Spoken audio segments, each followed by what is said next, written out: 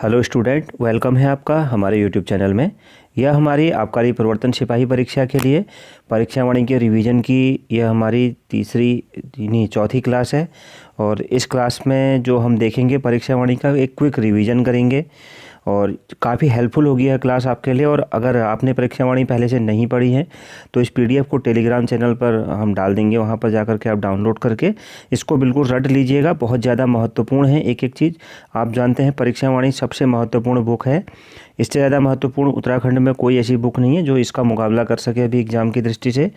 तो काफ़ी ज़्यादा महत्वपूर्ण बुक है और आप इसको बिल्कुल जो ये फैक्ट हैं अगर आपने पहले से नहीं पढ़े हैं तो आप इनको बिल्कुल रट के ही एग्ज़ाम में जाइएगा।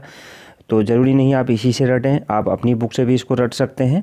तो इनको बिल्कुल आप अच्छे से कंठस्थ करके ही जाइएगा। और शुरू करते हैं इस क्लास को। देखते हैं पहला, नमक सत्याग्रह के दौरान अल्मोड़ा नगर पालिका भवन पर कुंती वर्मा, जीवंती, मंगला, रेवती आदि महिलाओं ने किसके नेतृत्व में झंडा फहराया था? तिरंगा झंडा। तो बिस्नी देवी शाह के नेतृत्व में फहराया था, बिस्नी शाह देवी के नेतृत्व में। तो ये ध्यान रखिएगा कौन कौन महिलाएं थी। कुंती वर्मा, जीवंती, मंगला व रेवती आदि महिलाओं ने अल्मोड़ा नगर पालिका के भवन पर।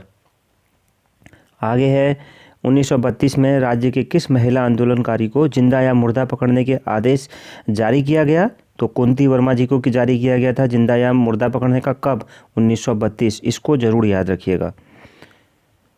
इसके बाद देखते हैं आगे 1941 में गांधी जी ने अपनी ब्रिटिश शिष्या सरला बहन उर्फ हायलामाइन को कौसानी भेजा, जहां पहुंचकर उन्होंने क्या स्थापित किया? लक्ष्मी आश्रम स्थापित किया।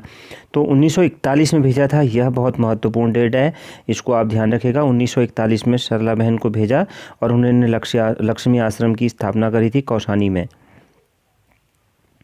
लक्ष्मी आश्रम से जुड़ी वह कौन सी दो बहनें थीं जिन्होंने सर्वोदय का व्यापक प्रचार प्रसार किया? तो यह कमला व बसंती थी, यह भी ध्यान रखिएगा। आगे है, गांधी जी की दूसरी विदेशी शिष्या मीरा बहन ने महिलाओं में जागृति के लिए ऋषिकेश में स्थापित किया पशुलोक। क्या स्थापित किया था? पशुलोक। आगे है, राज्य की भाषा में कुमाऊनी में प्रकाशित होने वाला पहला अखबार कौन सा था? तो यह अखबार कौन सा था? अल्मोड़ा अखबार। काफ़ी बार आपने सुना होगा, 1871 से 1918 तक था यह। तो अल्मोड़ा अखबार था। क्या? कुमाऊनी भाषा, राज्य की भाषा में कुमाऊनी में प्रकाशित होने वाला पहला अखबार 1871 से 1918 तक प्रकाशित रहा। अल्मोड़ा अखबार कुमाऊनी भाषा के बाद गढ़वाली भाषा का वो कौन सा अखबार था जिसका प्रकाशन 1905 से विश्वंभर दत्त चंदोला के संपादकत्व में शुरू हुआ? गढ़वाली। क्या नाम था अखबार का? गढ़वाली। 1905 में विश्वंभर दत्त चंदोला के यह संपादकत्व में यह स्टार्ट हुआ था। तो इसे आप ध्यान रखिएगा। आगे है, अल्मोड़ा अखबार के बंद होने के बाद 1918 में बंद हो गया था। होने के बाद संपादक बद्रीदत्त पांडे ने सितंबर 1918 में कौन सा साप्ताहिक निकालना शुरू कर दिया? इन्होंने शक्ति नाम का अपना साप्ताहिक निकालना शुरू कर दिया। तो उस समय पर अल्मोड़ा अखबार के संपादक कौन थे? बद्रीदत्त पांडे ही थे जब, और यह बंद हुआ था। और क्यों बंद हुआ? क्योंकि इन्होंने कुछ ब्रिटिश जो प्रशासन थी उसकी निंदा करी थी उसमें, तब इसको बंद कर दिया गया था। आगे है, भक्त दर्शन और भैरव दत्त के संपादकत्व में 1939 में लैंसडाउन पौड़ी से किस पत्र का प्रकाशन हुआ? तो यह भी बहुत महत्वपूर्ण है। कर्मभूमि पत्र का यहाँ पर मतलब प्रकाशन शुरू हुआ किससे? भक्त दर्शन और भैरव दत्त थे यह 1939 में लैंसडाउन पौड़ी से। सभी जितने अंडरलाइन फैक्ट हैं ये सभी आपको बिल्कुल याद रखने हैं। आगे है, 1941 में देहरादून से प्रकाशित हुआ, शुरू हुआ कौन सा? युगवाणी। 1941 में हुआ देहरादून से युगवाणी। आगे देखते हैं, कुली बेगार का अंत 13-14 जनवरी 1921 को कब हुआ था? 13-14 जनवरी 1921 को। टिहरी राज्य आंदोलन की मांग कब हुई थी? टिहरी राज्य आंदोलन की मांग क्या थी? इसकी थी प्रजातंत्रात्मक शासन की। वहाँ पर कैसा शासन था टिहरी में? तो वहाँ पर शासन था कैसा? वहाँ पर राजतंत्र था, तो उसमें प्रजातंत्र की मांग की जा रही थी। टिहरी राज्य आंदोलन के दौरान 1944 में भूख हड़ताल से किस नेता की मृत्यु हो गई थी? श्रीदेव सुमन जी की मृत्यु हो गई थी। टिहरी राज्य आंदोलन के दौरान प्रजामंडल की स्थापना की गई 1939 में की गई थी। बहुत महत्वपूर्ण है, प्रजामंडल की स्थापना कब की गई थी? 1939 में की गई थी प्रजामंडल की स्थापना 1939। आगे है, टिहरी राज्य आंदोलन के दौरान सकलाना विद्रोह और कीर्तिनगर आंदोलन हुए क्रमशः 1947 और 48 में। दोनों ही फैक्ट बहुत ज़्यादा महत्वपूर्ण हैं। टिहरी राज्य आंदोलन के दौरान हुए थे, यह भी याद रखना है। सकलाना विद्रोह और कीर्तिनगर आंदोलन 1947 और 48 में हुआ था। 47 में ये और 48 में ये कीर्तिनगर आंदोलन। आगे है टिहरी का भारत में विलय हुआ कब? 1949 में विलय हुआ था। कब विलय हुआ था? 1949 में। आगे है टिहरी को उत्तर प्रदेश के एक जिले के रूप में कब सम्मिलित किया गया? तो 1 अगस्त 1949 को सम्मिलित किया गया था। आगे देखते हैं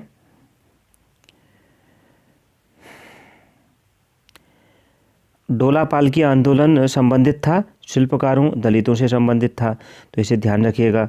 और क्यों डोला पालकी क्या था यह सब यहाँ पर चर्चा नहीं करेंगे, यहाँ पर बस यह हम रिवीजन करेंगे मेन फैक्ट का। डोला पालकी आंदोलन संबंधित था शिल्पकारों दलितों से। 1911 में दलितों के लिए शिल्पकार शब्द का सर्वप्रथम प्रयोग किया किसने? हरिप्रसाद टमटा जी ने किया था। तो यहाँ पर हरिप्रसाद टमटा जी ने 1911 में इस शब्द का प्रयोग किया था। कब? 1911 में हरिप्रसाद टमटा जी ने शिल्पकार शब्द का प्रयोग किया दलितों के लिए। आगे है कनकटा बैल आंदोलन था भ्रष्टाचार के खिलाफ था। कनकटा बैल आंदोलन किसके खिलाफ था? भ्रष्टाचार के खिलाफ। आगे है कोटा खर्रा आंदोलन का उद्देश्य था भूमिहीनों को भूमि वितरण करना। क्या था? भूमिहीनों को भूमि वितरण करना था। आगे है राज्य के शराब विरोधी आंदोलन में अग्रणी भूमिका रही, किसकी रही थी? महिलाओं की। कभी भी शराब विरोधी आंदोलन चले तो महिलाओं की भूमिका अग्रणी रहती है, ये आप जानते ही होंगे। आगे है शराब विरोधी आंदोलन का नारा क्या था? नारा था नशा नहीं रोजगार दो। यह बहुत महत्वपूर्ण है, नशा नहीं रोजगार दो था। आगे है राज्य में विश्वविद्यालय आंदोलन कब शुरू हुआ? स्वतंत्रता के तुरंत बाद शुरू हो गया था। एक लंबे संघर्ष और आंदोलन के बाद राज्य में एक साथ 2 विश्वविद्यालयों की स्थापना हुई। कब? 1973 में हुई थी, यह ध्यान रखिएगा यहाँ पर। आगे देखते हैं उत्तरांचल पृथक राज्य की मांग सर्वप्रथम उठाई गई 1938 में उठाई गई थी। यह बहुत महत्वपूर्ण है, उत्तरांचल पृथक राज्य की मांग 1938 में उठाई गई थी। 1938 में देव सुमन ने पृथक राज्य की मांग को लेकर गठित की गणदेश सेवा संघ का गठन किया, तो यह भी बहुत महत्वपूर्ण है। गणदेश सेवा संघ का गठन किसने किया था? 1938 में श्री देव सुमन जी ने। क्यों किया था? पृथक राज्य की मांग को लेकर के। आगे देखते हैं हिमाचल और उत्तरांचल को मिलाकर एक बृहद हिमालयी राज्य बनाने के उद्देश्य से पर्वतीय विकास जन समिति नामक संगठन का गठन किया गया। कब? 1950 में किया गया था। आगे है पृथक राज्य हेतु उत्तराखंड युवा परिषद का गठन किया गया 1976 में। आगे है 8 पर्वतीय जिलों को मिलाकर एक राज्य गठित करने के उद्देश्य से उत्तराखंड क्रांति दल का जन्म हुआ। कब? 1979 में हुआ था। यह बहुत महत्वपूर्ण है। यहाँ पर 8 पर्वतीय राज्यों को यह भी नहीं, यह है उत्तराखंड क्रांति दल का जन्म कब हुआ? 1979 में हुआ था। आगे देखते हैं उत्तराखंड क्रांति दल के किस सदस्य ने अप्रैल 1987 में संसद में पत्र बम फेंका? त्रिवेंद्र पवार जी ने फेंका था। किसने फेंका था? त्रिवेंद्र पवार जी ने। कब? 1987 में। उत्तराखंड क्रांति दल के सदस्य थे। भाजपा के शोभन सिंह जीना की अध्यक्षता में उत्तरांचल उत्थान परिषद का गठन किया गया 1988 में।